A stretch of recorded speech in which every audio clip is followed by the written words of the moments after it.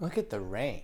It is a rainy day, but frankly, we need it. It has been really, really dry in the Pacific Northwest, so I thought today would be a great day to talk with Charlie. So, let me set this microphone down. All right, straighten this thing out. Is this working?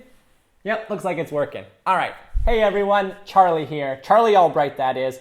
And before you do anything, before you think about the next thing you're going to do, hit the like button below. It's right there. It's a little thing. It's thumbs up, and you click on it, and it turns blue. That's great for the algorithm because the algorithm controls pretty much everything that happens on YouTube. So you got to hit the algorithm blue button, and that's the like button.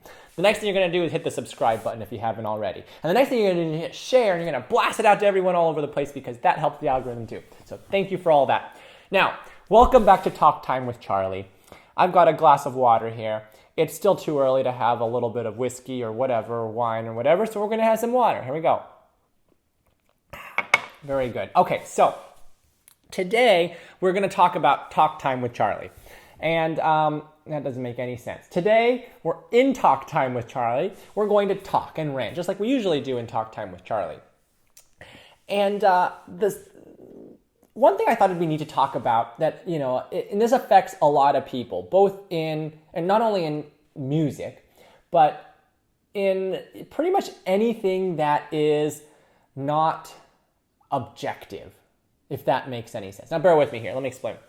So, music is subjective. Just going to put it out there. It's subjective. And it's one of those things where some people are going to like certain things and some people aren't going to like certain things. And, my opinion generally is you do you, right? If it doesn't hurt anyone else, then you do you. But the topic of subjectivity comes into play a lot in music.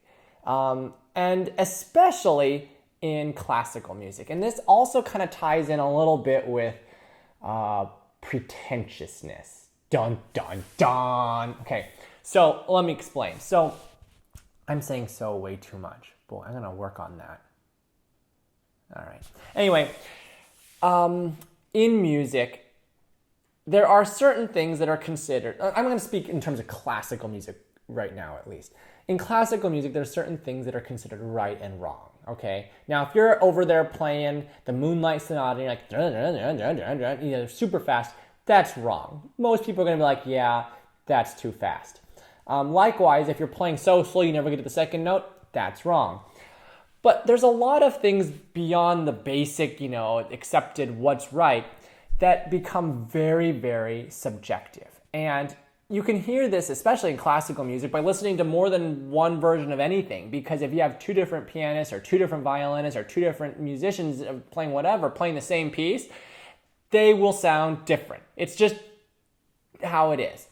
And, some people will be like, oh, I like the way this guy plays it, or I like the way this woman plays it, or whatever. But ultimately, it comes down to what you prefer, and that's subjectivity. Now, where this can get a little bit funky is when things like reviews come into play. Reviews. Dun, dun, dun. Oh, I need to add sound effects or something. Reviews, right? So, in the old days, that's appropriate to say in terms of classical music, the old days are like hundreds of years ago, right? But even more recently, decades ago, reviews were extremely important. And in the classical music world. And they've kind of, let me rephrase that. They were important. A good review could really make a career. A bad one could, hurt it. Nowadays, I think it's less important than it once was. And it's obviously wonderful to have some great reviews from, especially, authoritative sources, right? Like if you have a good review from the Washington Post, the New York Times, or, a big paper or something, it looks good. And you can use, quotes from those good reviews to help publicize. But, excuse me, ultimately, a review is one person's opinion on one person playing one performance. Or it could be a whole group if it's a symphony. But the bottom line is it's one person's opinion. So there have been cases where, you could give what you consider like the best performance of your life, and the audience goes crazy, and it's just that it factor, that X factor is there on a given night, and there's tears streaming down people's faces, people are, it's just a magical experience, and then you get a crappy review. That's possible. You just get a lousy review because this guy or this woman just woke up on the wrong side of the bed. Who knows? Maybe their kid was misbehaving on the way over, and they got in a big fight with the mailman for putting their mail in the wrong box. Who knows what happened? But maybe you got a bad review, or the guy just doesn't like you, or the reviewer just just doesn't like the way you played that piece. Or on the flip side, maybe you did a lousy job, but the review makes it sound like, oh, it was so spectacular. And that's one of the big problems with reviews. A review for like a movie or a tech gadget or something, in some ways makes more sense, because you might look to a review on the latest iPhone and be like, you're thinking, oh, should I buy the iPhone or should I buy the new Samsung Galaxy, whatever. And you read the review, and all the reviews, or the many reviews, and they all seem like very positive, like, oh, this is the best thing ever, it's much better than whatever else. Then it might influence whether you get the phone or not. Or if it's a movie, the movie's going to be playing in a theater. Well, there's not many theaters playing movies now, but let's say that it was normal times, and the movie's going to have the movie's going to be out in theaters for 6 weeks or whatever, and you read the review, and it's like, oh, it's great, or it's bad, and that might sway your decision whether you should go or not. With music, you rarely ever give more than one or maybe two. Very rarely there are concerts with three. Some of the big orchestras will have 3 concerts on a weekend, the same program 3 times. That's rare. Most of the time it's 1. Sometimes they'll have 2 concerts over the course of a weekend, the same performance. And but in most cases it's 1 concert. So if you get a review, by the time the review comes out, oh, so-and-so was amazing last night, or so-and-so was lousy. So-and-so has already moved on. They're off to the next place, or they're off doing the next thing. And so it's not going to necessarily affect whether, the people reading the review are going to be like, oh, I'm going to go out now, and I'm going to go see so-and-so play, or I'm not going to go see them. And frankly, I don't think that people who are on the verge of going to see like a classical concert are really going to care what the review says. I doubt there's many people who are on the fence and they're like, well, honey, should we go to see the so-and-so symphony tonight? Well, have you read the review? Well, let's take a look here. Oh, the reviewer didn't like it. Oh, then must not go. I doubt that happens. I think if people are going to go see the review, they're going to see it regardless of if the review is, if people are going to go see a concert, they're going to see it regardless of if the review is positive or not, and vice versa. If you're not going to go and you have no interest in going, the review is overwhelmingly positive, you probably still won't go. So that's my opinion on it. Now, can it affect long term? Like if so-and-so has only negative reviews, no matter where they play, it's just like a crap review every time. Then it might show that, okay, maybe this person isn't so great. Or maybe this person is really great if the reviews are all overwhelmingly positive wherever they go. But at the same time, it's kind of, I don't know. I don't know how much that really affects whether people are going to, I don't know how much the reviews affect so much as the audience responses, right? Like if you go somewhere and the audience loves you, regardless if the review comes out great or not, the audience loves you, and those thousands of people or hundreds of people that saw you play will hopefully really like you, and then the next time you play, they'll come back, or they'll demand that you come back, or whatever, or get invited back, or whatever. So it's kind of interesting thing. The other point is that in reviews, less and less concerts are being reviewed, and this might tie in closely with the whole how the newspaper industry is struggling. I think most people acknowledge that newspapers aren't as prominent and powerful as maybe they were in the past with the advent of the internet and social media and all this, that, and the other thing. Less and less people. I mean, how many people do you really know have a newspaper delivered to their front door every day? Very few.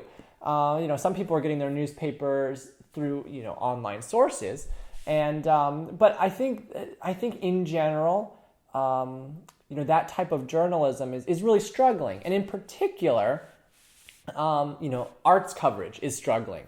So I don't think that many newspapers have as many as many reviewers as they might have once had, because there's supply and demand. And I think in general, the demand for arts reviews and stuff is maybe less now than it once was. Nowadays people can go on the internet and see people talking and playing and all that stuff, so they can make decisions on their own in some ways, firsthand. They don't necessarily need to have someone tell them what that another person is like. They can see them straight for themselves via internet and things like that. So there's still demand for some reviewers, but it's for some reviews to come out, that is. But it's I've noticed a decrease in the number of concerts that are being reviewed. Now, a lot of times there'll still be a review, but not all concerts are reviewed. I think in the past, if you were like in a major city, most concerts were reviewed at one point, and now that's just not the case. Some are, most, if not many, aren't. Now, we kind of diverged off of the subject of subjectivity, but it really kind of ties in closely, right? What people like is up to their individual preferences. It's not like 1 + 1 is 3, and that being factually incorrect. Music is so neat because it's so personal, and it can mean so many different things on a personal level. And I guess that kind of just wraps up this mini discussion of subjectivity and reviews. For me personally, I try not to let reviews get to me one way or the other. Now, I'll admit that I'll check and see sometimes if there's a review about a concert that I gave. I'm curious. Obviously, I want great things to be said. And, and I've been very, very blessed that I've gotten a lot of wonderful reviews. But there have been some that, weren't so great. And the thing is, that's that one person's opinion on that one concert about one performance. And so I gotta just always, and everyone should keep that in mind and in perspective, that music is subjective, and there could be one person that says one thing and the other person that says the complete opposite about the exact same piece. Let me have a story time with Charlie. So, I'm rambling even more. One time I was at a competition. I won't say where, but it was in Europe.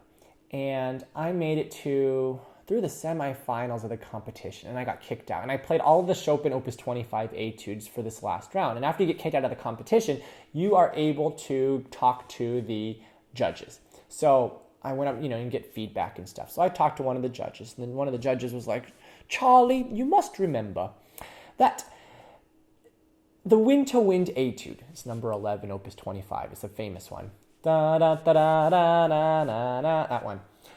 The Winter Wind Etude, it's not a military march. It's not a military march, and it shouldn't be played that way.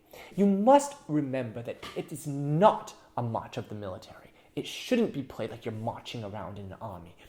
It's not a military march. And I said, oh, okay. It couldn't have been 10 minutes later that I went up to another person and asked, for feedback and stuff. And this other person comes up and he says about the same performance that they had heard, hours earlier or the day before or something. I can't remember.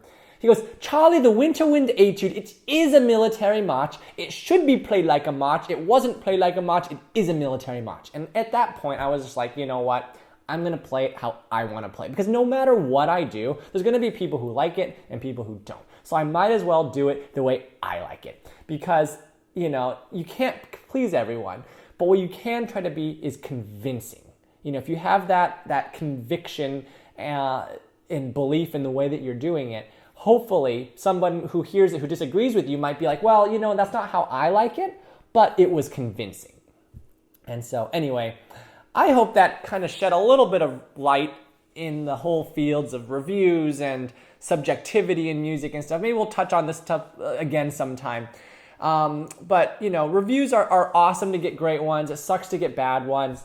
But it's always important to remember that, it's subjective, and you have to basically make the decisions yourself on how you want to convey your music, because in the end, it's, music isn't an objective thing where there's always a right and a wrong, aside from some on a rudimentary level, there are some right and wrong things, but for the most part, it's subjective. And so you should be convincing and really kind of try to connect with your audiences through your music, portray the feeling and emotion that you want to convey, and say what you want to say through your music, in hopefully a convincing way, because then hopefully you've said something worth saying through your music. Anyway, hope you guys enjoyed this long rant. Oh my goodness, it's gone on too long, but subscribe, like, share, favorite, all that stuff, and I'll see you guys next time.